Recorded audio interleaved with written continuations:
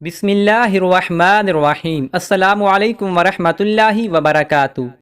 حضرت ابو ذر رضی اللہ عنہ فرماتے ہیں کہ مجھے میرے حبیب صلی اللہ علیہ وآلہ وسلم نے 7 باتوں کا حکم فرمایا۔ مجھے حکم دیا کہ میں مساکین سے محبت رکھوں اور ان سے قریب رہوں۔ مجھے حکم فرمایا کہ میں دنیا میں ان لوگوں پر نظر رکھوں جو دنیاوی ساز و سامان میں مجھ سے نیچے کے درجہ میں ہیں، اور ان پر نظر نہ کروں جو دنیاوی ساز و سامان میں مجھ سے اوپر کے درجہ کے ہیں۔ مجھے حکم دیا کہ میں اپنے رشتہ داروں کے ساتھ صلہ رحمی کروں اگرچہ وہ مجھ سے منہ موڑیں۔ مجھے حکم دیا کہ میں کسی سے کوئی چیز نہ مانگوں۔ مجھے حکم فرمایا کہ میں حق بات کہوں اگرچہ وہ لوگوں کے لیے کڑوی ہو۔